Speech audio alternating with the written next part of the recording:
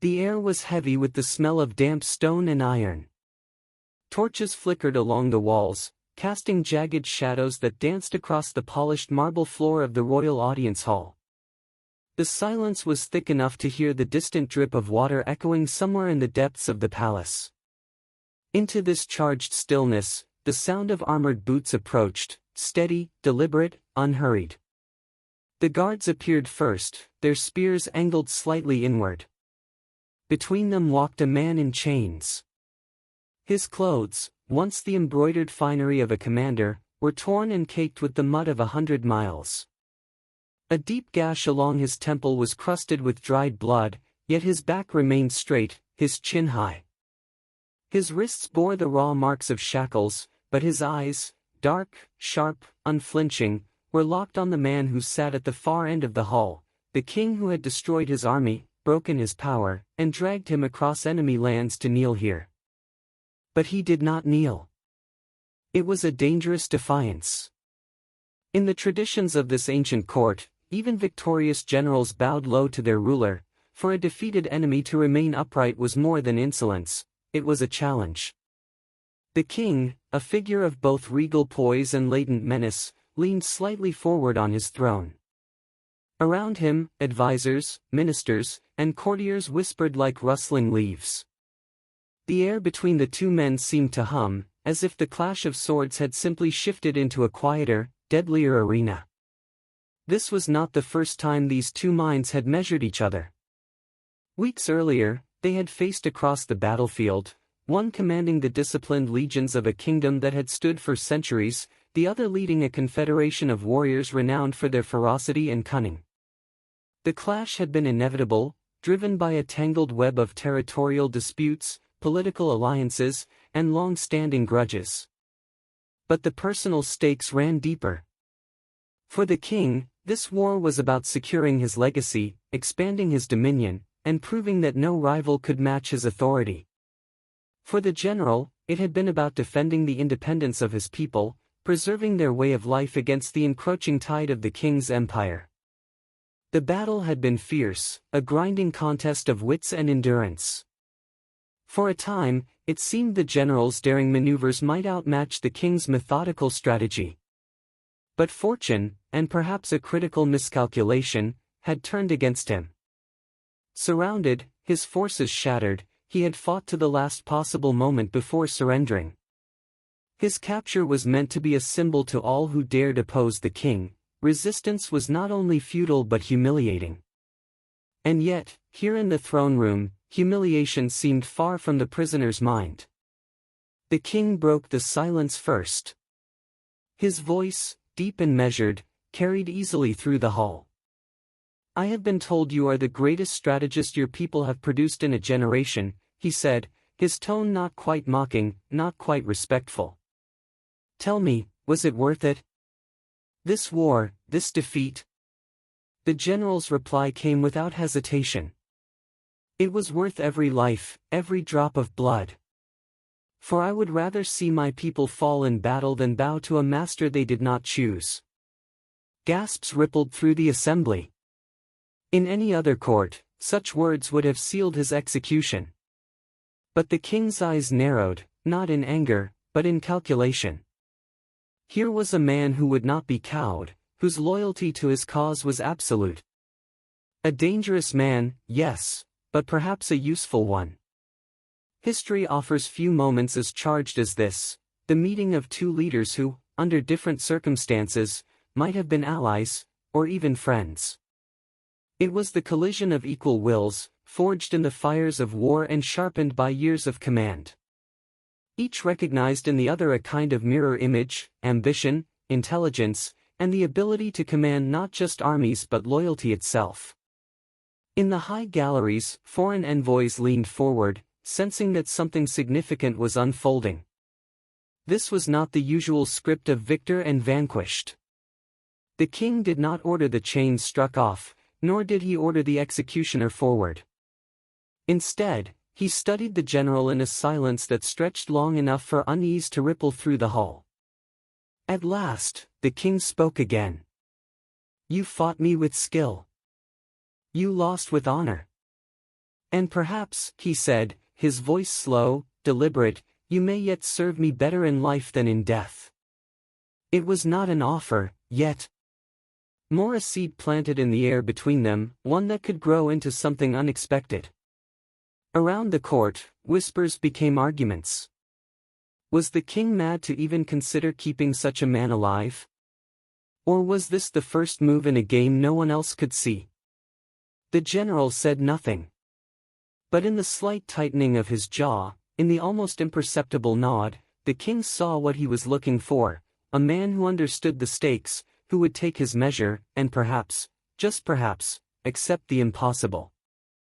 The guards led the prisoner away, his chains clinking in the dim corridor.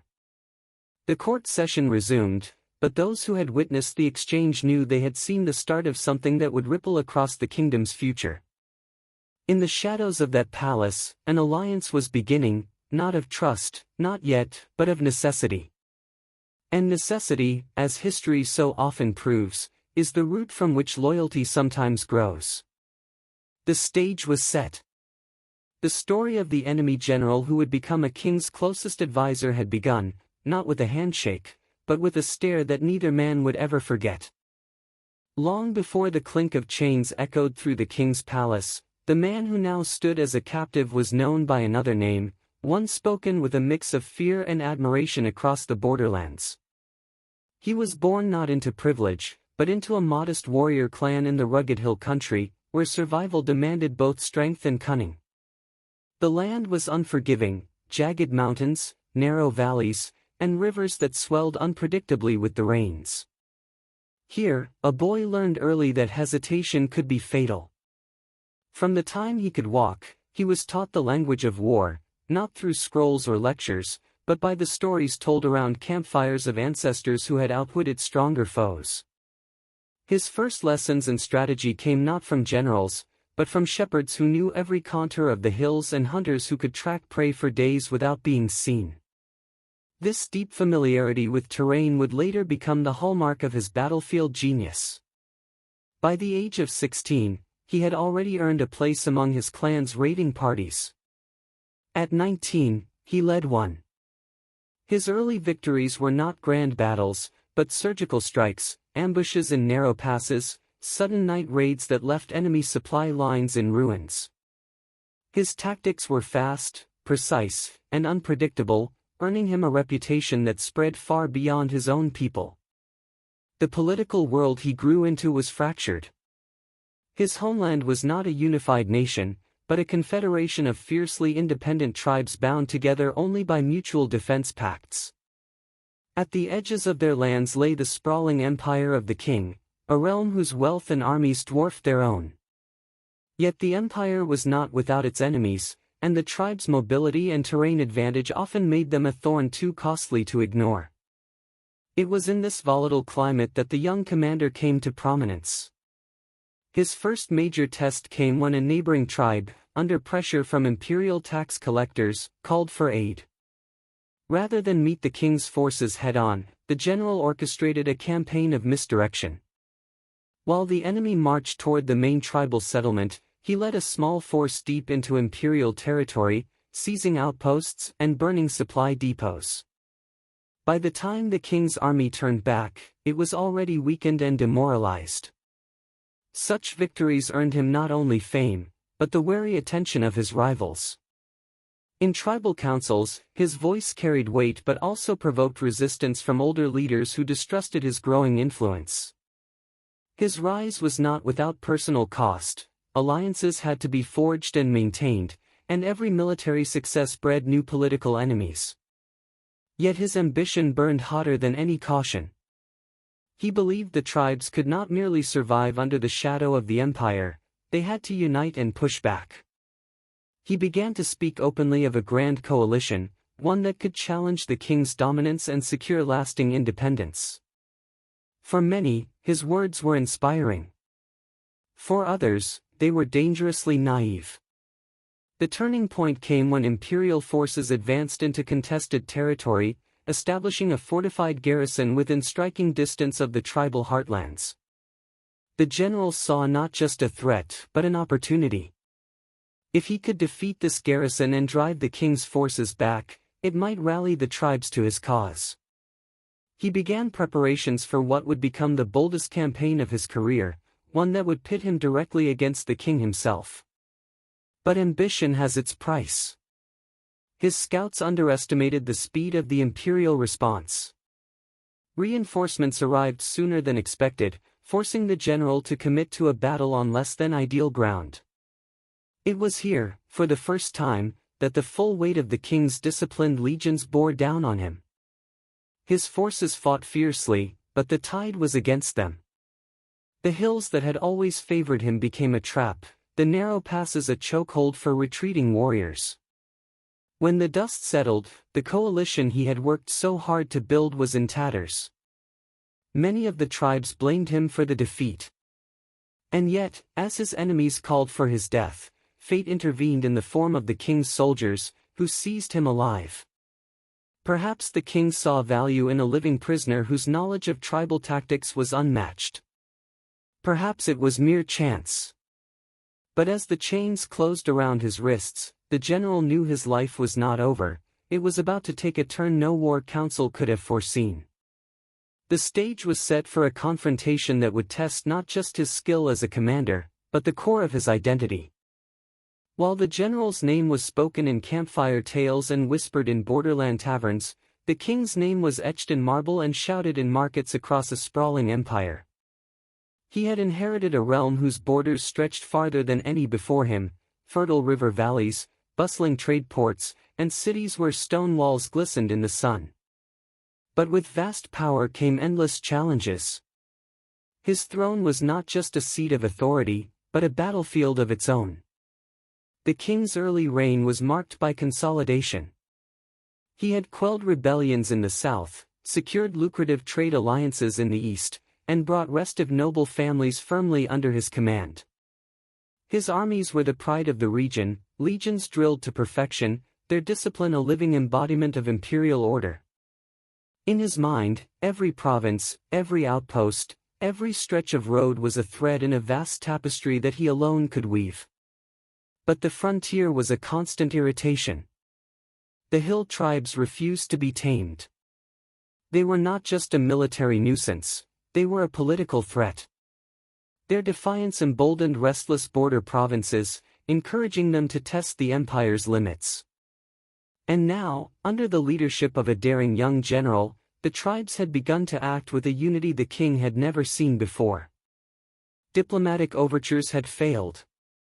Envoys sent to the tribes returned empty-handed, or not at all. Skirmishes along the frontier became bolder. Imperial garrisons reported nighttime raids that left their stores in ashes. Merchants complained of caravans attacked and roads made unsafe. For the king, this was no longer a local issue, it was a matter of imperial prestige. If he allowed a coalition of hill warriors to defy him, it would invite rebellion elsewhere. He ordered a campaign unlike any before, not a punitive raid, but a decisive conquest. The imperial army would march deep into tribal lands, break their unity, and take their leaders captive. At the top of that list was the general who had orchestrated the empire's recent embarrassments. The stage was set for one of the most strategically complex confrontations of the era. The general's forces knew the terrain intimately, rocky ridges, hidden passes, and forested valleys that could turn into ambush sites at a moment's notice. The king's army brought overwhelming numbers, siege equipment, and the sheer momentum of a force used to winning. The battle began with a feint, imperial vanguards advancing into a narrow valley, tempting the tribes into a swift strike. For a moment, it worked. The general's warriors fell upon them, driving them back in apparent panic. But as the hill fighters surged forward, horns sounded from the ridges. The king's main force swept in from both flanks, sealing the valley in a deadly encirclement. What followed was brutal. The general fought to break through, rallying his men again and again, but the imperial grip tightened. By nightfall, the field was littered with the dead, and the surviving tribesmen were either scattered or taken in chains. The king had his victory, and his prize. With the general's capture, the war between these two titans seemed finished. In truth, it had only just changed shape. The battlefield would now shift from open ground to the silent corridors of the king's palace. When the palace gates closed behind him, the general entered a world as perilous as any battlefield. The king had spared his life, but in the empire's court survival was not guaranteed. Here, blades were hidden behind smiles, and loyalty was a currency traded as ruthlessly as gold. At first, his role was nothing more than that of a curiosity, an enemy commander paraded before nobles and foreign envoys as proof of the king's triumph. Some courtiers mocked his ragged appearance, others feared him, muttering that keeping such a man alive was tempting treachery. The general endured it all in silence, studying the rhythms of palace life, who spoke to whom, who avoided whose gaze, which servants lingered too long near certain doors. The king, for his part, seemed content to watch. He summoned the general only occasionally, ostensibly to question him about tribal customs, military formations, and the lay of the frontier. But their conversations soon turned into debates about strategy and governance. When the king proposed an idea, the general did not flatter him with agreement, he dissected it, pointing out weaknesses, offering alternatives. Where others groveled, he argued. Where others feared to contradict, he did so without hesitation. It was dangerous honesty, but it intrigued the king. Their relationship began to shift after a border skirmish erupted in a distant province. The king's commanders advised a direct assault. The general, still in chains, quietly suggested an alternative: cut the enemy's supply lines and force them to withdraw without a single pitched battle. The king took the risk of following his counsel, and it worked. The rebellion dissolved within weeks. The victory gave the general a sliver of influence. His chains were removed, though he remained under constant watch. The king began to invite him to war councils, not as a prisoner to be interrogated, but as a strategist whose insight could be trusted. It was a precarious position, one wrong word could send him to the executioner. Yet with each success, the space between them narrowed. This growing trust was not welcomed by all. Noble families saw the general as a threat to their influence. Some spread rumors that he was plotting to assassinate the king. Others tried to bribe him into discrediting himself. One night, an assassin's blade slipped between the curtains of his chamber, missing him by inches. The message was clear: not everyone would accept an enemy in the king's inner circle. The king responded not by distancing himself, but by bringing the general closer. He granted him a modest title, a small estate on the outskirts of the capital, and a seat at the High Council. The move was both a statement and a challenge: if anyone wished to harm the general, they would do so under the king's protection. And yet, trust was still a fragile thing. The general knew that every decision he made would be judged more harshly than any other counselors. He walked a tightrope, balancing loyalty to his own people, who now saw him as a collaborator, with the demands of a king who expected unwavering service. Late at night, in the quiet of the palace gardens, he sometimes wondered if he had crossed a line from which there was no return. But each morning, when summoned to the council chamber, he met the king's gaze with the same steady defiance he had shown on the day of his capture. If he could not choose the terms of his service, he could at least choose the manner in which he served: honor intact, mind sharp, ready for the next challenge. In time, those challenges would come in the form of a crisis so severe that it would demand more than strategy. It would require the general and the king to fight side by side. The summons came at dawn. A messenger, breathless from the ride, brought grim news: a powerful enemy force had crossed the northern frontier. This was no band of raiders, it was an organized army from a rival kingdom, one with its own ambitions to carve territory from the empire's borders. The king's scouts reported disciplined formations, siege equipment, and a speed of advance that threatened to overrun key fortresses before reinforcements could arrive.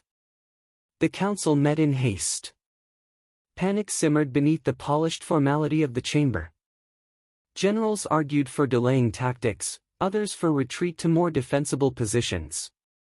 The king listened, then turned his gaze to the one man who had not yet spoken. The general's voice was steady. "If we wait, they will take the fortresses and turn them against us. If we scatter our forces, they will divide and destroy us.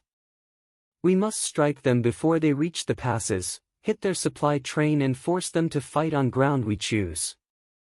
It was a plan that required speed, precision, and the kind of unconventional thinking the imperial legions were unused to. Yet the king nodded. "You will ride with me," he said, the words silencing the chamber. Within days, the army moved north, its vanguard led jointly by the king and the general.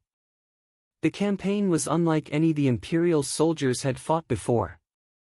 The general ordered small detachments to slip through forest trails, bypassing the main enemy force to target their baggage trains. Night raids set their supply wagons ablaze. Ambushes in narrow passes shredded their advance scouts.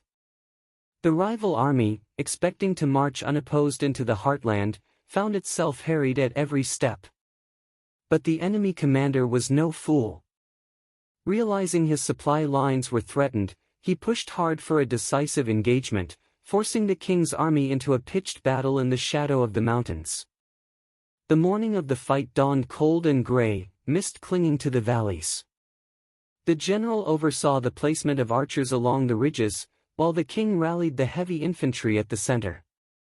When the enemy charged, the mountains erupted with a storm of arrows.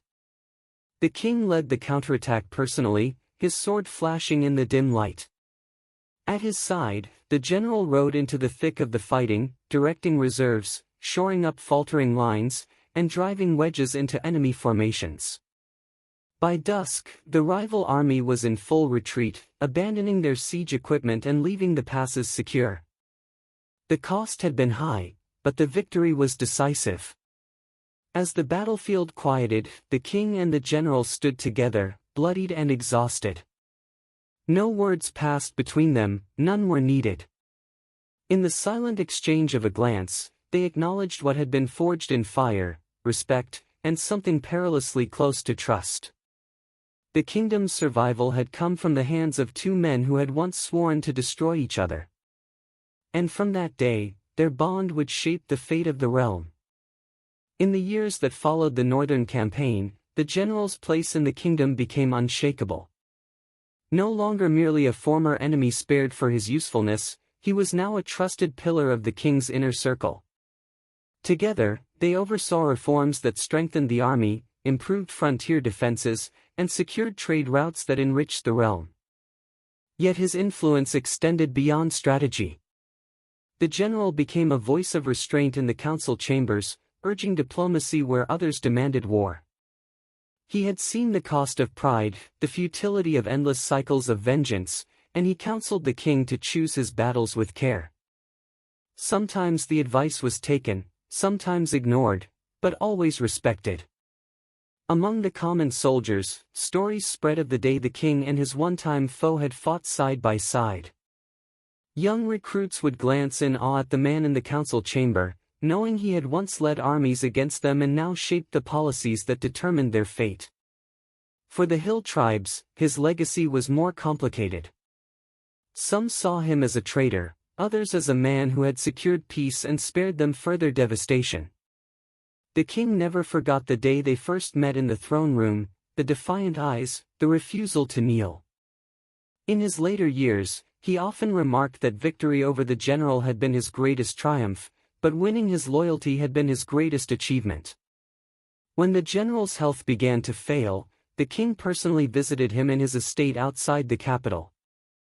In the quiet of the garden, surrounded by the sound of wind in the trees, the king is said to have told him, "You were my enemy only once. You have been my friend for a lifetime." The general died not in chains, nor in exile, but honored with a state funeral. His body was laid to rest in the capital, a rare privilege for one born beyond the empire's borders. In time, historians would debate the nature of his loyalty, the depth of his service, and the price he paid for his choices. But all agreed on one truth: his journey from prisoner to king's advisor was a story as improbable as it was unforgettable. And so his life became a testament to the paradox of war, that the fiercest enemies can, under the right circumstances, become the architects of each other's greatest victories.